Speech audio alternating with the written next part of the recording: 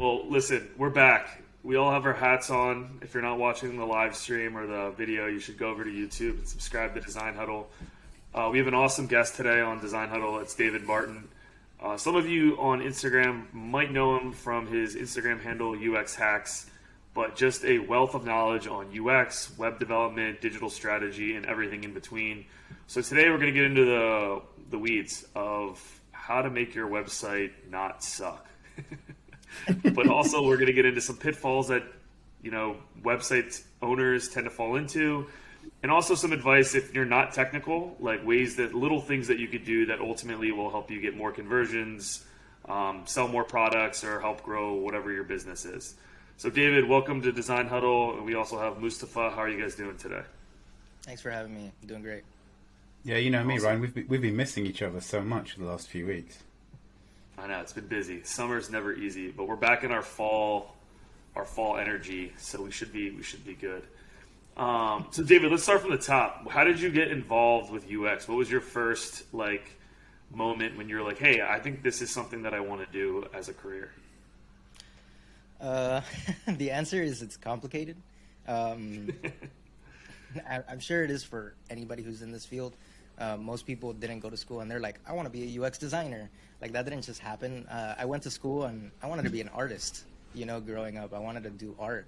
Then I got to high school and I kind of got a dose of reality and I realized, well, I'm not a very good artist. So it's going to be hard for me to make a living doing this stuff. And I had friends that were artists that, had graduated, and a lot of them were kind of like, struggling. The whole starving artist thing is very common. At least where I come from, I'm from Miami. So we have a very big art scene. You guys might have heard of Winwood, right? And these guys were just amazing artists. And even though I loved art, I realized probably by the end of high school that I didn't have the right personality to pursue art. But at the same time, I had realized by taking some other classes, specifically technology classes through high school, that what I really enjoyed was just being on the computer, So I had a technology class in high school where they taught us, Photoshop and Dreamweaver and Illustrator. But by the time I was in that class, I had already been working on those programs for 3-4 years, right? I had been actively kind of learning that stuff in middle school. And one thing that I started to do was I started to trade my lunches for that technology class in order to update the school website. So I would be like, hey, I'll stay and I'll update the school website, and then you'll let me go to the other lunch with all my friends? And she's like, yeah.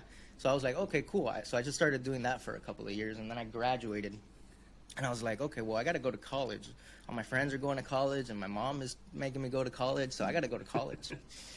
I went to college, and I realized really quickly two things. One, college is not for me, and two, I can sit there and listen and take tests, but it was just such a huge waste of time for me personally.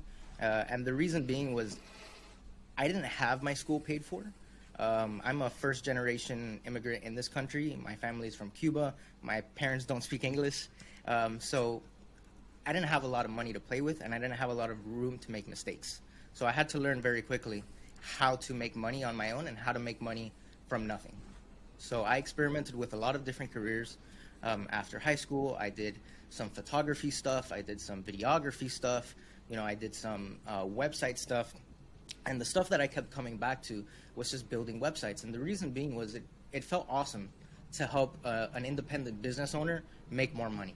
You know what I mean? It felt like I was helping someone actually make a difference in their life. And I kind of got addicted to that.